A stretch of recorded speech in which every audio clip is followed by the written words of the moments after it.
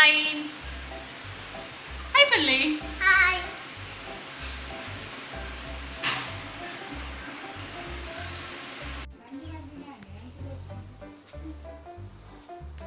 Happy?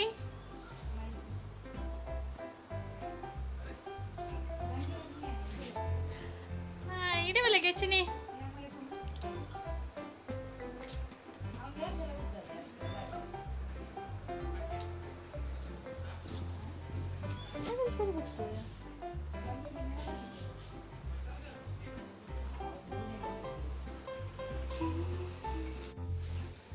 Hi friends, ಹೇಗಿದ್ದೀರಾ? ಎಲ್ಲರಿಗೂ ಫ್ರಿಶ್ and moms world ಚಾನಲ್ಗೆ ಸ್ವಾಗತ.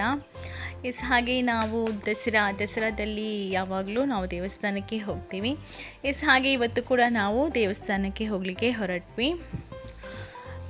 ಹಾಗೆ ಮಾವ ಅಂಗಡಿಯಲ್ಲೇ ಇದ್ದಾರೆ. ಹಾಗೆ ನಾನು, ನನ್ನ ಹಸ್ಬೆಂಡ್, ಹಾಗೆ ಅತ್ತೆ, ಹಾಗೆ ನನ್ನ ಮಗಳು, ನಾವಿಷ್ಟು ಮಂದಿ ಇವಾಗ ಮೊದಲು ಅಂಗಡಿಗೆ ಹೋಗಿ ಆನಂತರ ಮಾವನನ್ನು ಕರ್ಕೊಂಡು ನೆಕ್ಸ್ಟ್ ನಾವು ಟೆಂಪಲ್ಗೆ ಹೋಗ್ತಾ ಇದ್ದೀವಿ.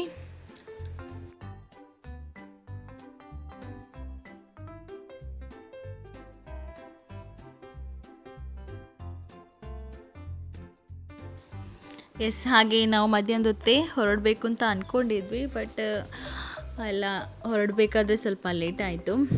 ನಾವು 3 o'clockಗೆ ಮನೆಯಿಂದ ಹೊರಟ್ವಿ.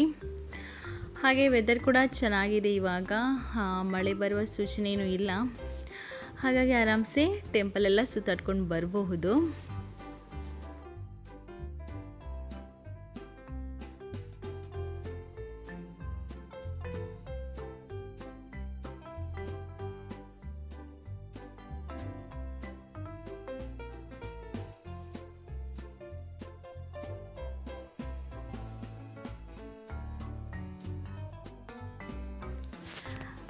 ಫೈನಲಿ ನಾವು ಮ್ಯಾಂಗ್ಳೂರ್ ಸಿಟಿಗೆ ರೀಚ್ ಆದ್ವಿ. ಇವಾಗ ಮೊದಲು ಮಾವನನ್ನು ಕರ್ಕೊಂಡು ಬರಲಿಕ್ಕೆ ಹೋಗ್ತಾ ಇದ್ದೀವಿ. ಶಾಪ್ ಆದ ಕಾರಣ ನಮಗೆ ಫುಲ್ ಕ್ಲೋಸ್ ಮಾಡಿ ಬರಲಿಕ್ಕಾಗಲ್ಲ, ಯಾರಾದರೂ ಒಬ್ಬರು ನಿಲ್ಲಬೇಕಾಗುತ್ತೆ. ಇವಾಗ ದಸರಾ ಸೀಸನಲ್ಲಂತೂ ಕಸ್ಟಮರ್ಸ್ ಬರ್ತಾ ಇರ್ತಾರಲ್ವ, ಹಾಗಾಗಿ ಮಾವ ನಿಂತ್ಕೊಂಡಿದ್ರು. ಇವರು ನಮ್ಮನ್ನು ಕರ್ಕೊಂಡು ಹೋಗ್ಲಿಕ್ಕೆ ಬಂದರು. ಆ್ಯಕ್ಚುಲಿ ಅತ್ತೆಗೆ ಬಸ್ಸಲ್ಲೆಲ್ಲ ಟ್ರಾವೆಲ್ ಮಾಡಲಿಕ್ಕೆ ಸ್ವಲ್ಪ ಕಷ್ಟ ಆಗುತ್ತೆ, ಹಾಗಾಗಿ ಅವರು ಬರಲೇಬೇಕಾಗುತ್ತೆ ನಮ್ಮನ್ನು ಕರ್ಕೊಂಡು ಹೋಗಲಿಕ್ಕೆ. ಹಾಗೆ ಇವಾಗ ನಮ್ಮ ಶಾಪ್ ಹತ್ರ ಬಂದ್ವಿ. ಇವರು ಮಾವನನ್ನು ಕರ್ಕೊಂಡು ಹೋಗ್ಲಿಕ್ಕೆ ಹೋದರು. ಹಾಗೆ ಇವಾಗ ನಾವು ಮಾವನನ್ನು ಕರ್ಕೊಂಡು ಇವಾಗ ಮೊದಲ ದೇವಸ್ಥಾನ ಮಂಗಳಾದೇವಿ ದೇವಸ್ಥಾನಕ್ಕೆ ಬಂದ್ವಿ. ಆ್ಯಕ್ಚುಲಿ ನಾನು ಫಸ್ಟ್ ಟೈಮ್ ಇಲ್ಲಿ ಇಷ್ಟೊಂದು ರಶ್ ನೋಡ್ತಾ ಇರೋದು. ನಾನು ಇಷ್ಟರೊಳಗೆ ಮಂಗಳಾದೇವಿ ಟೆಂಪಲಲ್ಲಿ ಇಷ್ಟೊಂದು ರಶನ್ನು ನಾನು ನೋಡೇ ಇರಲಿಲ್ಲ. ಒಂದು ದೇವಸ್ಥಾನದ ಒಳಗಡೆ ಹೋಗಲಿಕ್ಕೆ ಒಂದು ಎಷ್ಟುದ್ದ ಲೈನ್ ಇತ್ತಂದರೆ ನಿಂತು ಸಾಕಾಗಿ ಹೋಗಿದೆ ನನಗೆ. ಅಷ್ಟುದ್ದ ಲೈನ್ ಇತ್ತು. ಬಟ್ ದೇವರ ದರ್ಶನ ಅಂತೂ ತುಂಬಾ ಚೆನ್ನಾಗಾಯಿತು. ಇಲ್ಲಿ ನಮಗೆ ತುಂಬ ಹೊತ್ತು ವೆಯ್ಟ್ ಮಾಡಬೇಕಾಯಿತು ಆ ಲೈನಲ್ಲಿ. ಯಾಕಂದರೆ ಟೆಂಪಲ್ ಓಪನ್ ಆಗೋದೇ 4 ಗಂಟೆಗೆ ಅಲ್ವಾ, ಹಾಗಾಗಿ 4 ಗಂಟೆ ಅಷ್ಟೊತ್ತಿಗೆ ಜನ ತುಂಬಿ ಹೋಗಿದ್ರು. ಅದು ಅಲ್ಲದೆ ನಾವು ಹೋಗಿರುವಂಥದ್ದು ಸಂಡೇ ಅಂತೂ ಎಲ್ರಿಗೂ ರಜೆ ಇರುತ್ತೆ, ಹಾಗಾಗಿ ತುಂಬ ರಶ್ ಇತ್ತು.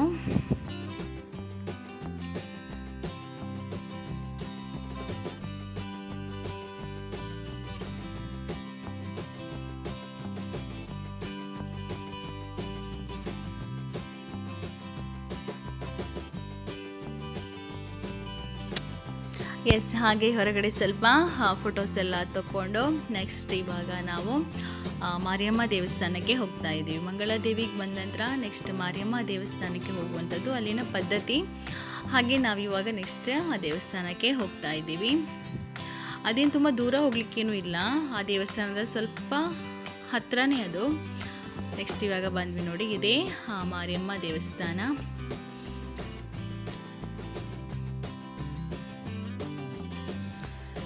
ಹಾಗೆ ಇಲ್ಲಿ ನೋಡಿ ಅಮ್ಮನವರ ರಂಗೋಲಿ ತುಂಬ ಚೆನ್ನಾಗಾಗಿತ್ತು.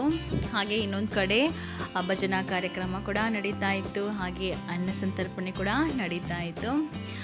ನಾವು ಕೂಡ ಅಲ್ಲಿ ದೇವರನ್ನ ಪ್ರಸಾದವನ್ನು ತಗೊಂಡು ನೆಕ್ಸ್ಟ್ ಕುದ್ರೋಳಿ ಕಡೆಗೆ ಹೊರಟ್ವಿ.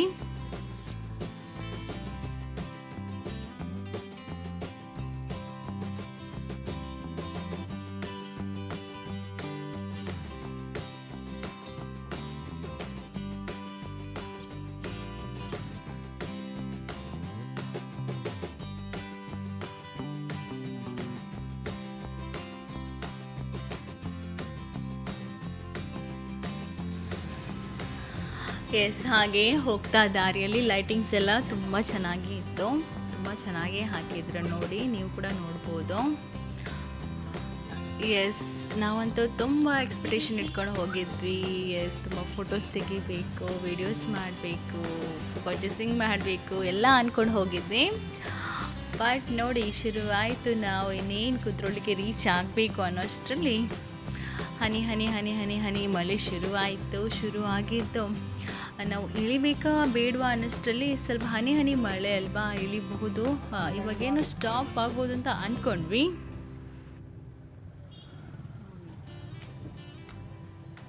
ವಾರದ ಹತ್ರ ಹೋಗಿ ರೀಚ್ ಆಗಬೇಕು ಅನ್ನೋಷ್ಟರಲ್ಲಿ ಜೋರು ಮಳೆ ಆಯಿತು. ಯಪ್ಪ, ಎಷ್ಟು ಜೋರು ಅಂದರೆ ಒಂದು ಕಡೆಯಲ್ಲಿ ನಾವು ಮಳೆ ಬರಲ್ಲ ಅಂತ ಅಂದ್ಕೊಂಡು ಕೊಡೆ ಕೂಡ ಕೊಂಡೋಗಿರಲಿಲ್ಲ. ಅದೇ ದೊಡ್ಡ ಪ್ರಾಬ್ಲಮ್ ಆಗೋಯಿತು ನಮಗೆ. ಆ ಕಡೆ ಈ ಕಡೆ ಎಲ್ಲೂ ಹೋಗ್ಲಿಕ್ಕೂ ಆಗಲಿಲ್ಲ. ನೋಡಿ, ನೀವೇ ನೋಡ್ಬೋದು ಇಲ್ಲಿ ಎಲ್ಲರೂ, ನಾವಂತಲ್ಲ, ಎಲ್ಲ ಬಂದಂಥ ಎಲ್ಲ ಭಕ್ತರು ಹನುಮಂತ ದೇವರ ಪಾದದ ಹತ್ರ ಕೂತ್ಕೊಂಡು ಹತ್ರ ನಾವು ಒಂದು 2 ಗಂಟೆ ಅಲ್ಲಿ ಕೂತ್ಕೊಂಡಿದ್ದೀವಿ. ನಮ್ಮ ಪುಣ್ಯ ಅಂತಲೇ ಹೇಳ್ಬೋದು. ಯಾಕಂದರೆ ಯಾವತ್ತೂ ನಾವು ಇಷ್ಟು ಹೊತ್ತು ಅಲ್ಲಿ ಟೈಮ್ ಸ್ಪೆಂಡ್ ಮಾಡಿದ್ದೇ ಇಲ್ಲ. ಹೋಗಿ ಕೈ ಮುಗಿದು ಫೋಟೋಸ್ ಏನೋ ತೊಗೊಂಡು ರಿಟರ್ನ್ ಬರೋರು. ಬಟ್ ಹತ್ರ 2 ಗಂಟೆ ಎಲ್ಲ ಯಾವುದ್ಯಾವುದೋ ಊರಿನಿಂದ ಬಂದಂಥ ಭಕ್ತರ ಜೊತೆ ಕೂತು ಆರಾಮ್ಸೆ ಕೂತು ದೇವರನ್ನು ನೆನೆಸ್ಕೊಂಡು, ಯಾಕಂದರೆ ಅಷ್ಟು ಜೋರು ಗುಡುಗು ಆಗ್ತಾಯಿತ್ತು. ಯಪ್ಪ, ಎಲ್ಲರೂ ದೇವರ ಸ್ಮರಣೆಯನ್ನು ಮಾಡಿಕೊಂಡು ಹತ್ರ 2 ಗಂಟೆ ಅಲ್ಲೇ ಕೂತ್ಕೊಂಡಿದ್ವಿ. ಇದು ನಮ್ಮ ಪುಣ್ಯ ಅಂತಲೇ ಹೇಳ್ಬೋದು.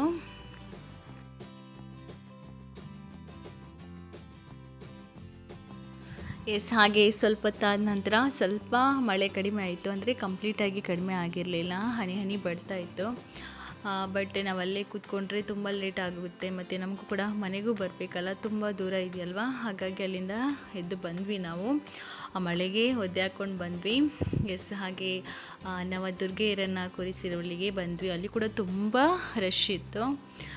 ಸಂಡೇ ಆದ ಕಾರಣ ತುಂಬ ಅಂದರೆ ತುಂಬ ರಶ್ ಇತ್ತು. ಅಲ್ಲಿ ಕೂಡ ನಿಲ್ಲಕ್ಕೆ ಬಿಡ್ತಾ ಇರಲಿಲ್ಲ, ಬೇಗ ಅಂತೇಳಿ ಅವಸರ ಮಾಡ್ತಾಯಿದ್ರು. ಎಸ್, ಹಾಗೆ ಇಲ್ಲಿ ನೋಡಿ ಶಾರದಾ ಅಮ್ಮನನ್ನು ಕೂರಿಸಿರುವಲ್ಲಿ ಕೂಡ ಬಂದ್ವಿ. ಹಾಗೆ ಹತ್ತಿರದಿಂದ ನೋಡಲಿಕ್ಕೆ ಸಾಧ್ಯ ಆಗಲಿಲ್ಲ, ತುಂಬ ರಶ್ ಇದ್ದ ಕಾರಣ. ಎಸ್, ಹಾಗೆ ಇಲ್ಲಿ ಸ್ವಲ್ಪ ಹೊತ್ತು ಎಲ್ಲ ದೇವರ ದರ್ಶನವನ್ನು ಮಾಡಿ, ಹಾಗೆ ನೆಕ್ಸ್ಟ್ ಅಲ್ಲಿ ಭಜನಾ ಕಾರ್ಯಕ್ರಮ ಕೂಡ ನಡೀತಾ ಇತ್ತು. ಅದು ಸಂದೇಶ್ ನೀರ್ಮಾರ್ಗ ಅಂತ ನೀವು ಕೇಳಿರ್ಬೋದು. ಅವರ ತಂಡದಿಂದ ಭಜನಾ ಕಾರ್ಯಕ್ರಮ ಕೂಡ ನಡೀತಾ ಇತ್ತು.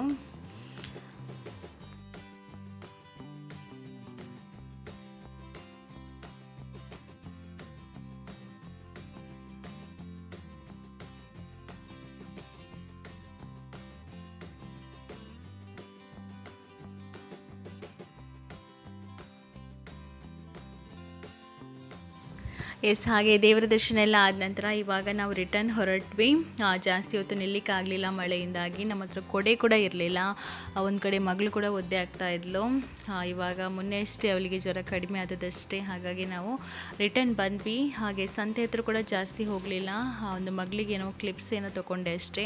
ಅದು ಕೂಡ ಆ ಸಂತೆ ಹತ್ರ ಹೋಗಿದ್ದಾಗ ಒಂದು ದೊಡ್ಡ ಘಟನೆನೇ ಆಯಿತು. ಅಲ್ಲಿ ಒಂದು ಪಾಪ ಯಾವುದೋ ಒಂದು ಹೆಣ್ಮಗುವಿದು ಕತ್ತಿಂದ ಒಂದು ಬಂಗಾರದ ಚೈನನ್ನು ಯಾರೋ ಒಬ್ಬ ಕಳ್ಳ ಕಟ್ ಮಾಡಿ ತೊಗೊಂಡು ಹೋಗಿದ್ದ.